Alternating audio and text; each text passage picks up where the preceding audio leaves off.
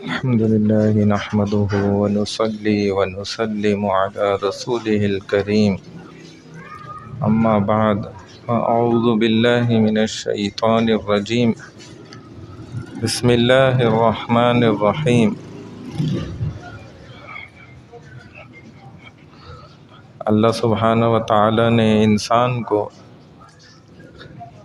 جب بچپن میں پیدا فرمایا تو اس کا دل بھی اللہ نے زندہ پیدا فرمایا، اور ماں کے پیٹ میں ہی یہ دل زندہ ہو گیا تھا، اور اللہ چاہتے ہیں کہ اسی زندہ دل کے ساتھ ہی یہ دنیا کے پیٹ میں بھی رہے اور قبر کے پیٹ میں بھی، اور اسی طرح آخرت کے پیٹ میں، اور پھر میری جنت کے پیٹ میں زندہ دل کے ساتھ رہے۔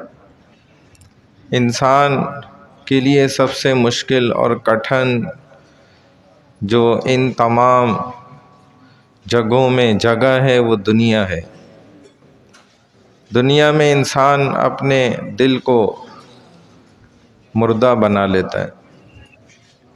فرمایا کہ ہمارے سلسلے کے نقشبندیہ سلسلہ، جس میں سب سے زیادہ زور دل کو زندہ کرنے پر دیا جاتا ہے، اور اسی طرح مخفی ذکر کرایا جاتا ہے تاکہ دل زندہ ہو جائے، تو ہمارے شیخ حضرت مولانا شمس الرحمن عباسی نقشبندی، ان کے جو شیخ عبد الغفور مدنی رحمہ اللہ، جو مدینہ میں زندگی گزاری، اللہ نے ان حضرت سے بڑا لوگوں کو فیضیاب فرمایا، بہت فیض ان کا پھیلا۔ کہتے ہیں جب حضرت کا انتقال ہوا تو حضرت کا دل جاری تھا، دل نہیں بند ہو رہا تھا۔ اب ڈاکٹر طبیب وہ آلات لگا رہے ہیں، چیک کر رہے ہیں، ہر چیز نارمل آ رہی ہے، کہہ رہے ہیں دل بھی صحیح دھڑک رہا ہے بالکل صحیح حالت میں، اور اسی طرح تمام آرگنز اندرونی جتنے بھی ہیں، جس چیز کو دیکھ رہے ہیں بالکل نارمل آ رہی ہے۔ ہمارے حساب سے تو یہ بندہ مرا ہی نہیں ہے۔ پھر ان کے حضرت کے جو ایک بڑے جو ہے وہ شیخ تھے، وہ تشریف لائے، اور وہ اس لائن کو جانتے تھے، ان معاملات کو، تو انہوں نے یقین دہانی کرائی۔ 9 گھنٹے اسی کشمکش میں گزر گئے،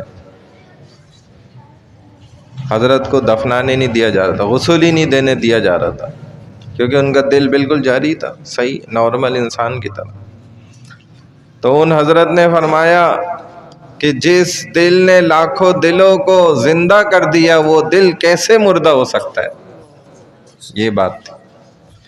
جس دلوں نے لاکھوں دلوں کو زندگی دے دی، اس کا دل کیسے بند ہو سکتا ہے؟ وہ تو زندہ ہی رہے گا۔ آپ کو اسی حالت میں ہی اجازت دینی پڑے گی۔ پھر کہتے ہیں کہ حضرت کا غسل، کفن اور جنازہ وغیرہ ہوا۔ ایسے ہی پیر ذوالفقار نقشبندی جو الحمدللہ انہی کے سلسلے سے جڑے ہوئے ہیں، ہمارے شیخ کا بھی یہی سلسلہ ہے۔ فرماتے ہیں کہ ہمارا ایک ساتھی تھا، اس کا بھی کہتے ہیں بڑا عجیب واقعہ تھا۔ بہت خوبصورت نوجوان، اور جاپان میں اس کا سارا بچپن، لڑکپن، جوانی، پھر ادھر آ گیا پاکستان۔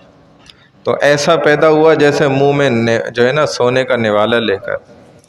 کہتے ہیں اس کے خاندانی یہاں پر بھی کرنسی چینجر ہوتے ہیں نا، جن کا تو اپنا ہی بینک ہوتا ہے دیکھا جائے، تو وہ ان کا پورے علاقے میں، شہر میں انہی کا حساب چلتا تھا، اس کے مالک تھے، پیسہ بہت تھا۔ کہتے ہیں لیکن ایک دن جو ہے حضرت پیر ذوالفقار نقشبندی رحمہ اللہ کے پاس آ گیا، کہا حضرت میں دنیا سے بہت بیزار ہو چکا ہوں، دنیا سب میں نے دیکھ لیا لیکن میں بیزار آ چکا ہوں، لہذا میں اب دین کے قریب آنا چاہتا ہوں، تو آپ مہربانی کریں مجھ پہ اپنا شفقت کا ہاتھ رکھیں، میری اصلاح کریں۔ حضرت نے فرمایا اپنے بڑوں سے والد سے پہلے اجازت لے کر آئے آپ؟ تو کہتے ہیں کہ میں نے اجازت حاصل کری اور مجھے اجازت مل بھی گئی، چونکہ ہمیں تو کوئی پیسے کی ایسے ضرورت نہیں ہوتی تھی کہ وہ میرے محتاج ہوں کہ نہیں تم نے کمانا ہے، بزنس کرنا ہے، انہوں نے مجھے اجازت دے دی۔ کہتے ہیں ہمارے وہاں علاقے میں یہ ان پرانے ابتدائی لوگوں میں سے یہ نوجوان تھا کہ جس کو پھر اس کی ترقی ہوتی چلی گئی تصوف کی لائن میں، اور خدمت اس کو امیر کی بھی حاصل ہو گئی، اس کو وہاں جماعت کا امیر بنایا، جو بھی خانقاہ میں ہوتے تھے نا لوگ۔ کہتے ہیں کہ یہ سب کو سلاتا تھا، اس کی ذمہ داری تھی۔ اس کے بعد لوگ سمجھتے تھے کہ یہ خود بھی جا کے سو گیا ہوگا، لیکن وہ سوتا ہی نہیں تھا، جا کے مراقبے میں بیٹھے بیٹھے کہتے کئی مہینوں سالوں تک اس نے لیٹ کر نیند نہیں کری، تصوف اسی مراقبے کی حالت میں بیٹھے بیٹھے نیند کر لیتا تھا۔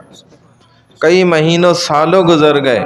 کہتے حضرت بعد میں ہمیں پتہ چلا کہ جو نان بھائی تھا نا، روٹیاں پکانے والا، اس کو اس نے کہہ رکھا تھا کہ بھائی میری روٹی نہیں بنایا کرو، جو اوروں کی روٹی بنتی ہے پکتی ہے وہ میں اسی سے گزارا کر لوں گا۔ کہتے ہیں جو بچ جاتی تھی، کسی نے آدھی بچائی، کسی نے ایک نوالا چھوڑا، کسی نے تھوڑی بچائی، تو بس وہی کھا کے، اور کئی عرصے تک یہی اس کا سلسلہ رہا، ایک چٹائی پہ بیٹھ کر۔ اور سنت کا کہتے ہیں ایسے پابند تھا وہ کہ ایک دفعہ سفر میں حضرت نے فرمایا میں نے دیکھا کہ گاڑی رکی پیٹرول کہیں ڈلانے کے لیے، تو کسی نے پینے کا پانی دیا، تو کھڑے ہوئے تھے، بیٹھ گئے، اور بیٹھ کر سنت کے مطابق پانی پیا، تو کسی نے جس نے پکڑایا تو اس نے کہا حضرت آپ تو کھڑے ہو کے بھی پی سکتے تھے، اس میں کیا حرج تھی، سفر ہے اور سبیل ہے ظاہر ہے۔ تو فرمایا کہ میں تو ایک سانس بھی اتباع سنت کو چھوڑ نہیں سکتا، اور پانی پینے میں تو کئی سانسیں چلتی ہیں، کئی سانسیں استعمال ہوتی ہیں پانی پینے میں۔ اللہ کی کرنی جو میں بات اصل سنانی تھی وہ یہ ہے کہ ان کا نوجوانی کی حالت میں ایکسیڈنٹ ہوا، تو گاڑی میں ان کا سر جا کے نا آگے ڈیش بورڈ پہ لگا، اور جو وہ ایئر بیگ کھلتا ہے وہ کھلا ہی نہیں۔ تو کہتے ہیں اسی حالت میں ان کو قریب ہسپتال لے کے پہنچے، انہوں نے کہا بھئی یہ تو بڑا مسئلہ ہے، آپ ان کو بڑے ہسپتال لے کے جائیں۔ جب کہتے ہیں وہاں لے کر پہنچے، انہوں نے اپنے سارے ٹیسٹ وغیرہ کیے، تو وہ کہنے لگے بھائی سب چیزیں نارمل ہیں الحمدللہ، بس یہ ہے کہ یہ قومے میں چلے گئے، ہو سکتا ہے ایک آدھ دن میں قومہ سے بھی باہر آ جائیں۔ کہتے ہمیں ان کی بات پہ یقین نہیں آیا، اور ہم نے پھر نورو سرجن ہوتا ہے کیا دماغ کا جو، اس کو لائے، تو اس نے جب سارا اس کا نقشہ وغیرہ نکالا نا، جو اس کا ٹیسٹ ہوتا ہے، تو اس نے کہا کہ بھائی ان کا تو دماغ کا پورا اسٹرکچر ہی ٹوٹ چکا ہے، وہ تو اسی وقت جب ٹکرائے ہیں نا، اسی وقت ڈیڈ ہو چکا ہے، ختم ہو چکا ہے۔ جیسے انڈا ہوتا ہے، اس کو آپ کئی جھٹکوں سے گھما دیں تو اندر سب مکس ہو جاتا ہے، وہ بچتا تھوڑی ہے۔ تو انہوں نے کہا کہ یہ دماغ کا اسٹرکچر پورا اندر چکنا چور ہوا ہے،